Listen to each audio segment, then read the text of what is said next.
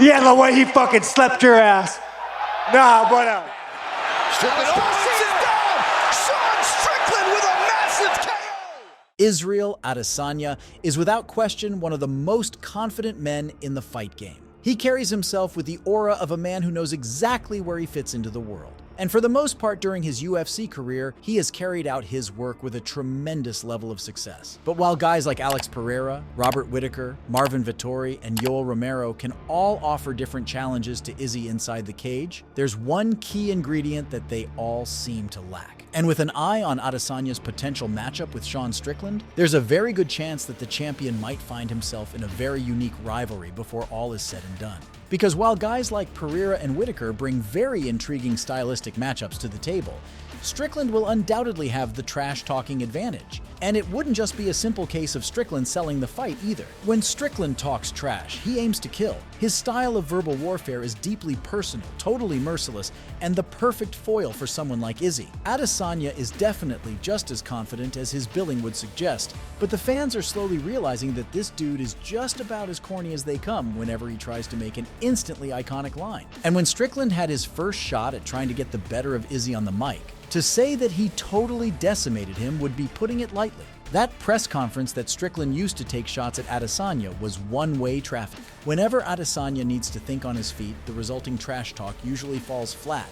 And a guy like Strickland, who is such a natural, will likely bully Adesanya whenever the opportunity presents itself. As a guy who does his homework, there are more than a few things that he will likely bring up from Izzy's past. And there are no lines that Strickland will not cross when it comes to trying to get that mental edge. We recently heard that Strickland might not be as certain to get his shot at the belt as we previously thought, although he is certainly still a front-runner. But if you're in the UFC's position, or even in Adesanya's spot, a certain part of you has to be aware of just how embarrassing a fight buildup this might be.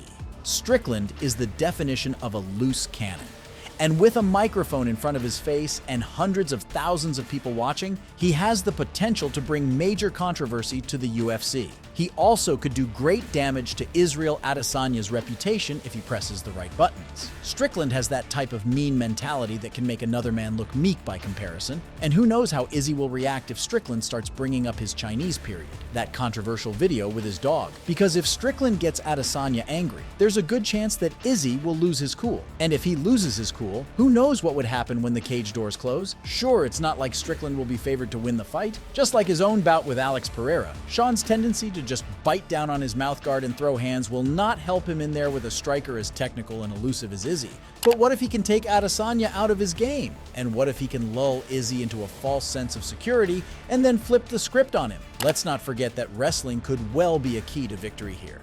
And though people are very quick to rule out any chance that Strickland learned from his KO loss to Potan, perhaps a title shot might be enough to convince him that a different path to victory might give him better odds. If Strickland does manage to anger Adesanya truly, then perhaps the last style bender can be coaxed into making a critical error. That last press conference was an undeniable 10-8 in favor of Strickland, and it may just have given the fans a glimpse at what would eventually follow. For as much as it's easy to pick Adesanya in this fight skill for skill, Strickland's major X factor could well come into play before all is said and done. Realistically speaking, is there any way that Izzy actually comes out of a press conference with Strickland with the upper hand? I mean, think about it. What can he really call Strickland out on that is really going to make an impact? This is a man who has nothing to lose, folks. He is a guy who most people would agree is looking set to be maybe the biggest underdog of Izzy's entire title reign to date, but he has a secret weapon in his arsenal that could well wreak havoc on Adesanya, and in some ways, increase the pressure on the champion to put on a dominant performance. If Strickland insults, offends, and totally embarrasses Izzy to the point that a 5-round decision won't cut it, will Stylebender be forced to be more aggressive? And if he is, will that leave him open to a takedown? Is there a chance that he puts himself in a bad position or makes a silly mistake? But this is Strickland's best shot at evening the playing field, because we all know just how good Izzy is. And we all believe that Strickland will be led into this fight like a lamb to the slaughter. But the UFC and Team Adesanya will no doubt be very cautious about giving a man like Strickland this type of platform, because win, lose, or draw, he is going to leave his impact one way or another. Whether that involves him earning a few viral moments at Izzy's expense, or it ends with him walking out of there as a UFC champion. This matchup is far from straightforward. And the more we actually stop and think about it, the more it seems like the type of idea we can get behind.